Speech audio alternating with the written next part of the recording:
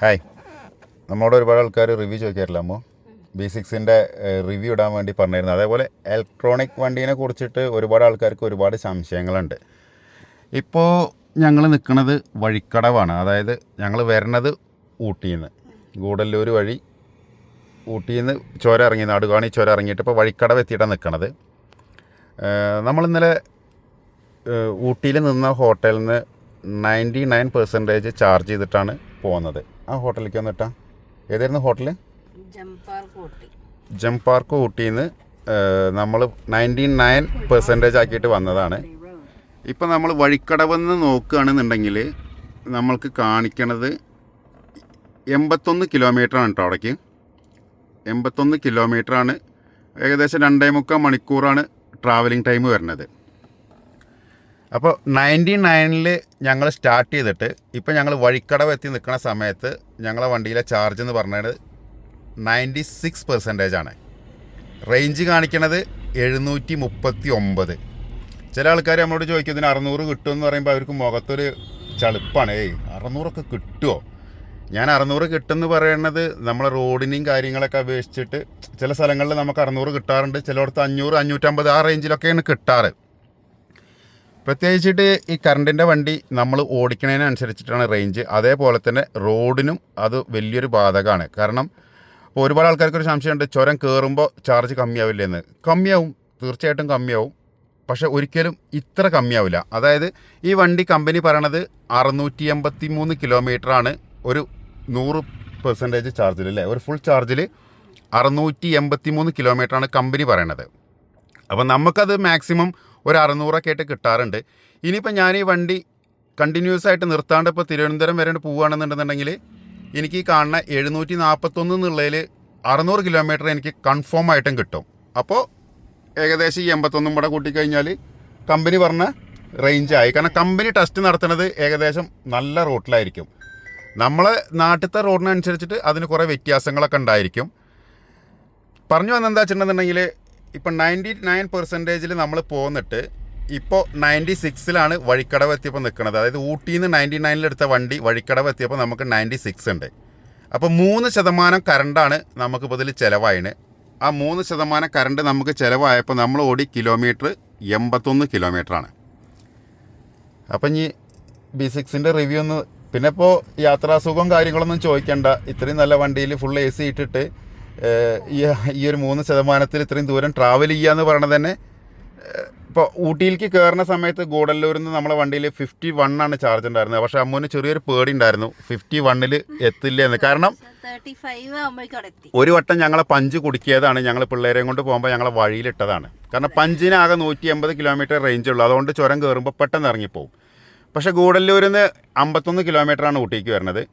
നമുക്ക് 51 ചാർജ് ഉണ്ടായിരുന്നത് കറക്റ്റ് ഊട്ടിയിൽ ഈ ഹോട്ടലിൽ എത്തിയപ്പോൾ 35 ഉണ്ടായിരുന്നു, അല്ലേ? അതായത് അങ്ങനെയാണ് കുറയണത്. ഇനിയിപ്പോൾ നമ്മളിപ്പോൾ വഴിക്കടവെന്ന് കയറുകയാണെന്നുണ്ടെങ്കിലും മാക്സിമം ഒരു 20% ചാർജും കൂടി ഉണ്ടെന്നുണ്ടെങ്കിൽ നമുക്ക് അവിടെ എത്താൻ പറ്റും. അതായത് 50% ചാർജ് കൊണ്ട് വഴിക്കടവെന്ന് ഊട്ടി വരെ ഈ 81 കിലോമീറ്റർ ഫുൾ ചുരമാണ് നമുക്കവിടെ ഓടിയെത്താൻ സാധിക്കും കേട്ടോ.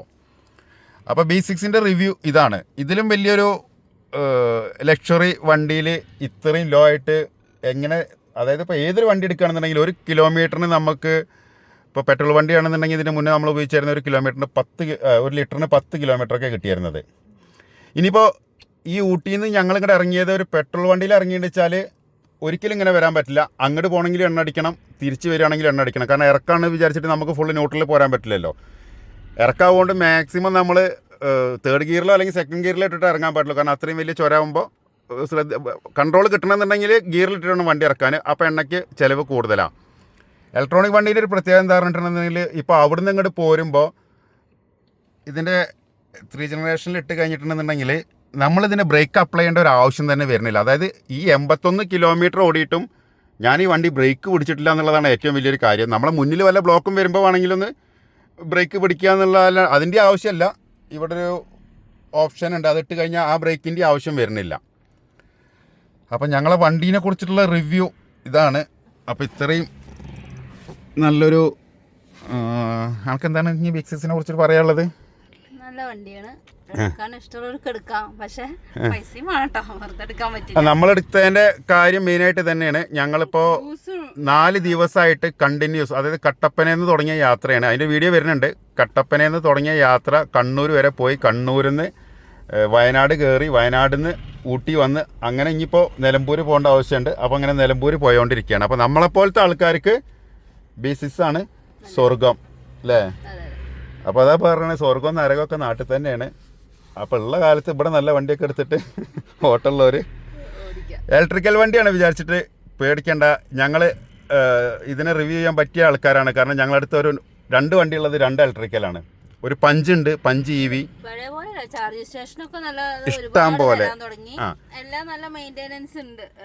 പണ്ടൊക്കെ പറഞ്ഞാല് കുറെ ഉണ്ടാക്കി വെക്കാതെ നോക്കൂല. പിന്നെ റേഞ്ച് കൂടുതലുള്ള വണ്ടിയുടെ പ്രത്യേകത എന്താ വെച്ചിട്ടുണ്ടെന്നുണ്ടെങ്കിൽ ഇതിനെ കുറിച്ചിട്ട് ചിന്തിക്കേ വേണ്ട. അതായത് ഈ ചാർജിങ് സ്റ്റേഷൻ കിട്ടിയില്ല എന്നുണ്ടെങ്കിൽ കൂടി ഇപ്പോൾ ഈ വണ്ടി ഇപ്പോൾ 750 കാണിക്കുന്നുണ്ട്. നമുക്ക് മാക്സിമം ഇപ്പോൾ ഇവിടുന്ന് തിരുവനന്തപുരം വരെ പോകണമെങ്കിൽ തന്നെ 400 കിലോമീറ്ററിലേ വരുള്ളൂ. ഈ ഒരു ചാർജിൽ തിരുവനന്തപുരം വരെ പോവുക. ആ തിരുവനന്തപുരം വരെ എത്ര ചാർജിങ് സ്റ്റേഷൻ ഉണ്ട്. ഇപ്പം തന്നെ നമ്മൾ ഭക്ഷണം കഴിക്കാനുള്ള സമയമായി. ഭക്ഷണം കഴിക്കണത് ഒരു ചാർജ് സ്റ്റേഷനിലുള്ള ഹോട്ടലിലാണെന്നുണ്ടെങ്കിൽ കഴിച്ച് വരുമ്പോഴേക്ക് തന്നെ ഈ വണ്ടി ഫുള്ളാവും. അപ്പോൾ ഞങ്ങളെ റിവ്യൂ ഇതാണ്. ഇങ്ങനെ ആർക്കെങ്കിലും കിട്ടിയണമെന്ന് എനിക്കറിയില്ല B6-ന്. പിന്നെ ഇലക്ട്രിക്കൽ വണ്ടി റോഡിൽ കിടക്കുന്നുണ്ട്, കത്തുണ്ട്. അതൊക്കെ ഓരോരുത്തരെ യൂസിനനുസരിച്ചിട്ട് ഇരിക്കും. ഇപ്പോൾ B6-ന് പറഞ്ഞാൽ കത്തിൻ്റെ വീഡിയോസ് ഇതായി നടക്കുന്നുണ്ട്. എന്താ വെച്ചാൽ ടയർ തേയ്മാനം കഴിഞ്ഞിട്ട് വണ്ടി വാണിംഗ് അലാറം കൊടുത്തിട്ടും കൂടി ആൾ നിർത്താണ്ടപ്പോൾ ഓടിച്ച് പോയിട്ടാണ്. അതിപ്പോൾ എല്ലാതും അങ്ങനെ തന്നെയാണ്. വിമാനം വാണിംഗ് കിട്ടി കഴിഞ്ഞിട്ടുണ്ടെന്നുണ്ടെങ്കിൽ അതിൻ്റെ കേടുപാടുകൾ തീർത്തില്ലാന്നുണ്ടെങ്കിൽ പൊട്ടി തീർക്കില്ലേ, അത്രേ ഉള്ളൂ. അപ്പോൾ എന്തായി കഴിഞ്ഞാലും B6 നല്ല സൂപ്പറാണ്. പെട്രോൾ വണ്ടി എടുക്കാൻ പോണ ആൾക്കാർ വേണമെന്നുണ്ടെങ്കിൽ ഒന്ന് മാറ്റി ചിന്തിച്ചോളൂ. നിങ്ങൾക്കതൊരു വർത്തായിട്ട് മാറും.